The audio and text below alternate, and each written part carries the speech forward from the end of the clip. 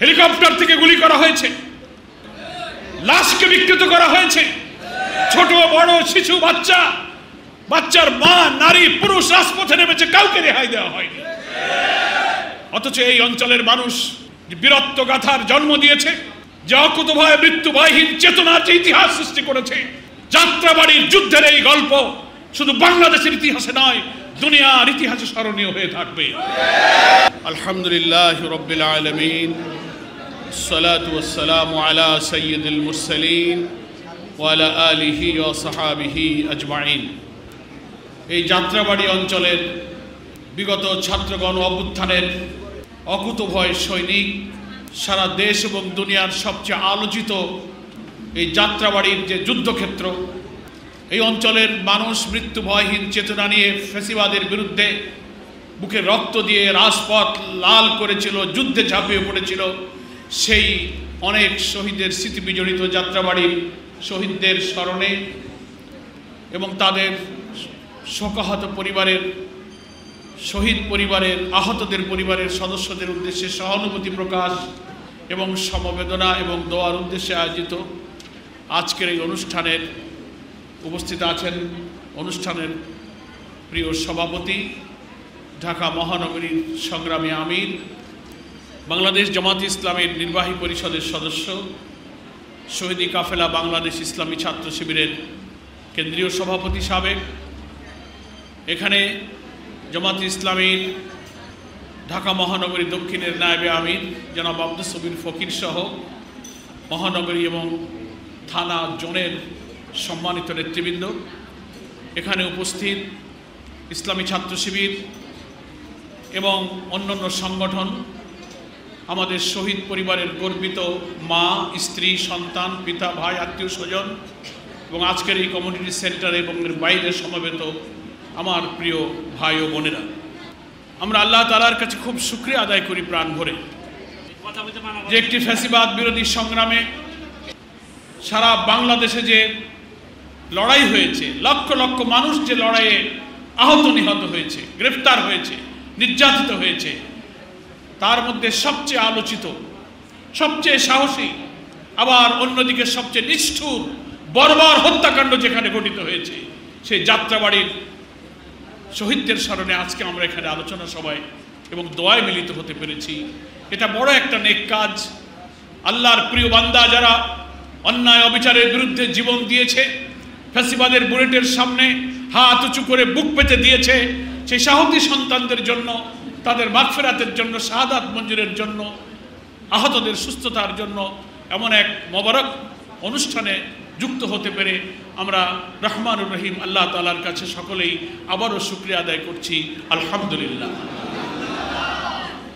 এটা কোনো প্রতিবাদ সভা নয়, কোনো বিক্ষোভ সমাবেশ নয়। আমি পথে আসতে আসতে কয়েকজন শহীদের মা, স্ত্রী, সন্তানদের আহাজারি অশ্রুসিক্ত বক্তব্য আমি শুনছিলাম। আপনারা আরও অনেকে শুনেছেন কিভাবে তার সন্তান নিহত হয়েছে।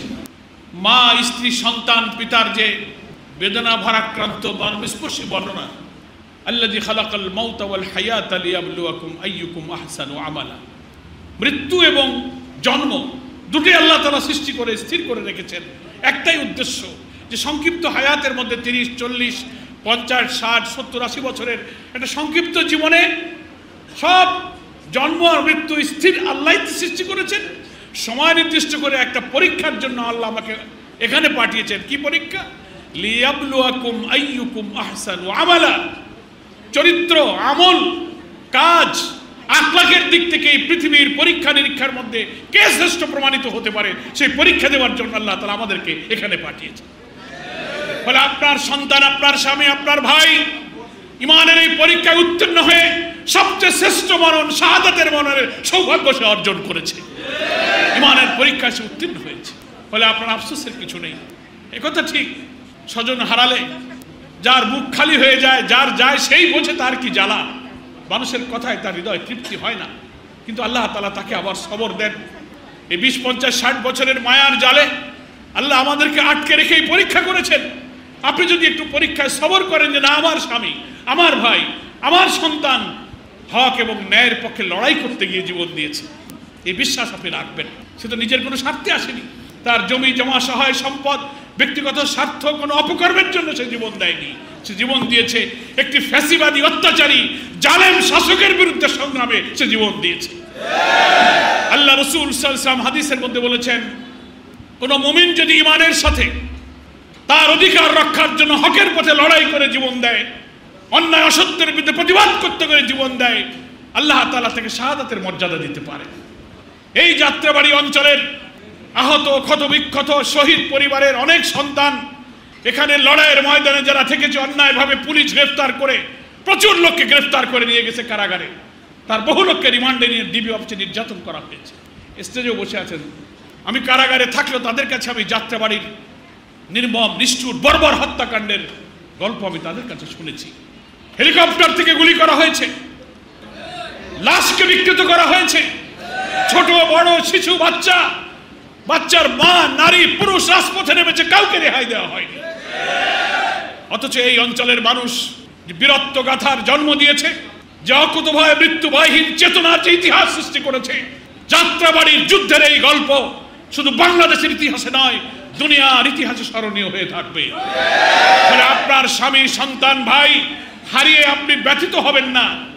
মানুষ স্বজন হারালে একটু কষ্ট পায়, চোখের পানি আসে, কিন্তু ওটা আবার ভাবতে হবে যে আল্লাহ যেহেতু আমার এই স্বজনের মৃত্যু এই দিন নির্ধারিত করে রেখেছিলেন, কোনো চেষ্টা করে তাকে এই দিন বাঁচানো যেত না যেত, এটা আল্লাহ নির্ধারিত সময় ছিল। আমি আপনাদেরকে একটা ঐতিহাসিক কথা স্মরণ করিয়ে দিই। আমাদের সাবেক আমিরে জামাত শহীদ মাওলানা মতিউর রহমান নিজামীকে কারাগারে ফাঁসিতে ঝুলিয়ে হত্যা করা হয়েছিল, সবাই জানেন আপনারা। আমাদের এই প্রিয় শহীদের আত্মীয় স্বজন যে রাত্রিতে তাকে ফাঁসিতে ঝুলানো হবে, সেই রাত্রিতে তার পরিবারের সদস্যরা, স্ত্রী সন্তানেরা তার সাথে বিদায়ী সাক্ষাৎ করতে কারাগারের মধ্যে এসেছিল। ওনাকে সান্ত্বনা দিচ্ছিলেন। কিছুক্ষণ পর যার ফাঁসি হয়ে যাবে, তার সন্তান, তার স্ত্রী, তার আপন জনের অশ্রুসিক্ত হয়ে তার পিতাকে, স্বামীকে তারা সান্ত্বনা দিচ্ছিলেন। শহীদ নিজামী তাদেরকে পাল্টা সান্ত্বনা দিয়ে বলেছিলেন যে দেখো, আল্লাহ পাক আমার রব, আমার মৃত্যু যখন নির্ধারিত আছে, সেই মৃত্যুর সময় হয়ে গেলে আমি কারাগারে থাকি অথবা বাইরে থাকি, আমার মৃত্যু কেউ ঠেকাতে পারবে না। আমরা সেই আন্দোলনের সেই নেতার উত্তরসূরি নাকি বলেন? এটাই ঈমান, এটাই তাকদীর। ফলে আপনি আপনার মনকে সান্ত্বনা দিন। এই দিনে আল্লাহ নির্ধারিত এই ফয়সালা, সারা পৃথিবী একদিকে গেলে এই ফয়সালা থেকে কেউ রেহাই দিতে পারে না। আর যার মৃত্যু নির্ধারিত ছিল না, হাজার চেষ্টা করে তাকে কেউ হত্যা করতে পারবে না। এটাই নাম হচ্ছে তাকদীর। ফলে আপনার যাকে আপনি হারিয়েছেন, তিনি দুনিয়াতেও সফল হয়েছেন, আখিরাতেও সফল হয়েছেন নাকি বলেন? এই মৃত্যু সম্মানের মৃত্যু, এই মৃত্যু ইজ্জতের মৃত্যু। দুনিয়াতে তো কত মানুষ মারা যায়, চোর ডাকাত মারা যায়, সড়ক দুর্ঘটনায় মানুষ মারা যায়, হাসপাতালে বিছানায় শুয়ে মানুষ মারা যায়। কতজন সেই সব মৃত্যুকে স্মরণ করে, কিন্তু আপনার সন্তান, আপনার স্বামী, আপনার ভাইয়ের মৃত্যু আজকে দুনিয়া নয়, দেশের কোটি কোটি মানুষ শ্রদ্ধার সাথে স্মরণ করছে। এই অত্যাচারী ফ্যাসিবাদ বিরোধী আন্দোলনের ইতিহাস একদিন লেখা হবে। সেই ইতিহাসে আপনার সন্তান, স্বামী, ভাইয়ের নাম স্বর্ণোজ্জ্বল অক্ষরে লিখিত থাকবে। যুগ যুগ ধরে স্মরণ করবে। আপনি চলে যাবেন, আমি চলে যাব, কিন্তু আপনার স্বামী, আপনার সন্তান, আপনার পিতাকে এই জাতি স্মরণ করবে, দুনিয়া স্মরণ করবে। বলে আপনি আর কি চান? বেঁচে থাকার তো কোনো উপায় নেই, মরতেই যেতে হবে। সেই মরণই ভালো, যে মরণ মর্যাদার মরণ, সম্মানের মরণ।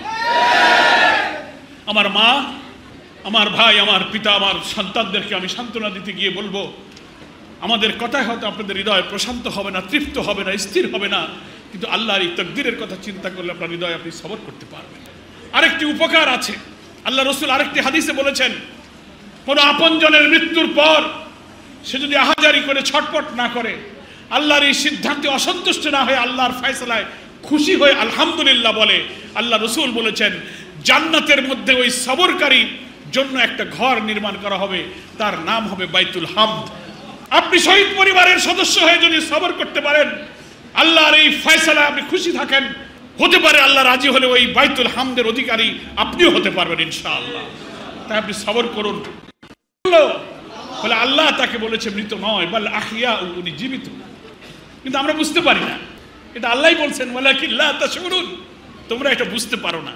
আপনি দেখছেন আমার স্বামী তো আমার সামনে নেই, আমার সন্তান নেই, আমার বাপ নেই, তাহলে সে মরে গেছে না।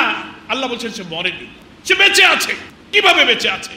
দুনিয়াতেই তো তার বেঁচে থাকা, শুধু তার দেহটা নেই, কিন্তু তার জীবন, তার চরিত্র, তার আখলাক, তার সাহস, তার আত্মত্যাগ, তার আত্মদান, তার অবদান, জাতির জন্য তার ত্যাগ এবং সাহস প্রতিদিন প্রতি ঘন্টায় দুনিয়া দেশে আলোচনা হচ্ছে। এই আলোচনায় দোয়াই তো তার বেঁচে থাকা। মানুষের স্মরণে বেঁচে আছে, দোয়ায় বেঁচে আছে, বক্তব্যে বেঁচে আছে, স্লোগানে স্লোগানে সে বেঁচে আছে। চিরদিন সে বেঁচে থাকবে। আর মৃত্যুর সাথে সাথে আল্লাহ রসুল বলেছেন, কোন শহীদ যদি কবুল হয়ে যায়, তার শরীর থেকে রক্ত জমিনে পড়ার আগেই আল্লাহ তার গুনাহ মাফ করে দেন। জান্নাতের মধ্যে তিনি সবুজ পাখি হয়ে ভ্রমণ করেন। আলহামদুলিল্লাহ, আল্লাহ তাআলা এই শহীদদের কথা বলেছেন, ইনদা রাব্বিহিম ইরযাকুন, আল্লাহ তাআলা তাদেরকে রিজিক দিচ্ছে, খাচ্ছে। তা রিজিক পায় কি মরা মানুষ না জীবিত মানুষ? জীবিত মানুষ, মরেনি সে। ফলে আপনি সম্মানিত শহীদের পরিবারের সদস্য, দুনিয়াতেও সে সফল, আখিরাতেও সফল, নাকি বলেন?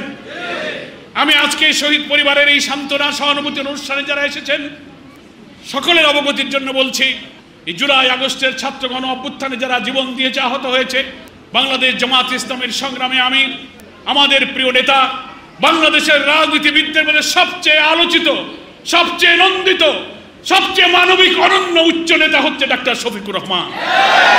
তিনি আমাদেরকে নির্দেশ দিয়েছেন সকল শহীদ পরিবারের কাছে সম্মানিত করার জন্য যাওয়া, সহানুভূতি জানানো, সকল আহতদের চিকিৎসা করা। আলহামদুলিল্লাহ, তিনি নিজে সহ সব কেন্দ্র নেতৃবৃন্দ, জেলায় শাখায়, সরকারি হিসাবে আজকে দেখলাম শহীদের হিসাব পাওয়া গেছে 1581। এটা তো গোনা, আর গোনার বাইরে বহু খবর আস্তে আস্তে লাশ পাওয়া যায়। হিমঘরে আছে, পাওয়া লাশ পুড়িয়ে দিয়েছে, নিখোঁজ এমন খবর বহু আছে। হিসাব যা পাওয়া যায় তার চেয়ে কম না, বরং আরো বেশি মৃত্যু হয়েছে। আমরা চেষ্টা করেছি জামাত ইসলামী তাদের কাছে পৌঁছানোর, আহতদের চিকিৎসার সব নির্দেশ যতটা পারি আমাদের তৌফিক অনুযায়ী আমরা তাদের পাশে দাঁড়াচ্ছি। উপদেষ্টা পরিষদের সদস্য একজন বলেছিলেন, যারা এই ছাত্র গণ অভ্যুত্থানে শহীদ হয়েছে সেই শহীদ পরিবারের জন্য তারা প্রতি মাসে ভাতা নির্ধারণ করে দেবেন। পত্রিকায় আমরা দেখেছি, তাদের চিকিৎসার দায়িত্ব নেবেন। কিন্তু আমি মনে করি অন্তর্বর্তীকালীন সরকারের এই উপদেষ্টা পরিষদের প্রথম দায়িত্ব, যাদের রক্ত, যাদের আত্মত্যাগের উপরে দাঁড়িয়ে আপনারা ক্ষমতায় আসীন হয়েছেন, সেই পরিবারের পাশে আপনার প্রথম দাঁড়ানো উচিত। প্রত্যেকের জন্য মাসিক ভাতা নির্ধারণ করুন, আহতদের সুচিকিৎসার জন্য দেশের টাকা দিন, প্রয়োজনে বিদেশে প্রেরণ করুন। আপনারা বলেছেন, কিন্তু সেটা কার্যকরী হতে আমরা তেমন দেখছি না। এটাকে ত্বরান্বিত করা প্রয়োজন। আজকের এই অনুষ্ঠানে আমি দেশবাসীর কাছে বলবো, আমরা একটি অন্তর্বর্তীকালীন সরকারকে সহযোগিতা করে একটি গ্রহণযোগ্য, অংশগ্রহণমূলক, অবাধ নিরপেক্ষ নির্বাচনের জন্য অপেক্ষা করছি।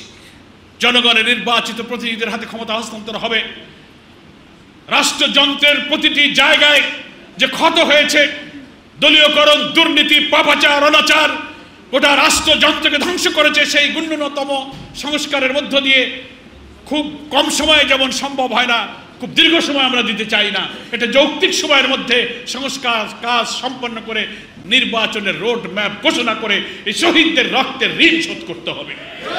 একটা নতুন বাংলাদেশ গড়তে হবে, যে বাংলাদেশে মিথ্যা মামলা, হামলা, জুলুম, অধিকার বঞ্চনা, অর্থনীতি, সমাজ, রাজনীতি, জুডিশিয়ারি প্রত্যেকটি ক্ষেত্রে মানুষ ইনসাফ পাবে, যার বাড়িতে থেকে সে হালাল রুজি করে আয় উপার্জন করে নিরাপদে থাকবে। সেই বাংলাদেশ নির্বাচনের জন্য, সেই বাংলাদেশ তৈরির জন্য এরা কিন্তু জীবন দিয়েছে। ফলে সেই বাংলাদেশ নির্মাণের জন্য, সেই বাংলাদেশ তৈরির জন্যে, নতুন বাংলাদেশের জন্য আপনারা অবিলম্বে জাতীয় নির্বাচনের পরিবেশ সৃষ্টি করুন। ততক্ষণ জামাত ইসলামী এই অন্তর্বর্তীকালীন সরকারকে সহযোগিতা করতে রাজি আছে। এর বিরুদ্ধে বহু চ্যালেঞ্জ সৃষ্টি করার চেষ্টা করা হচ্ছে।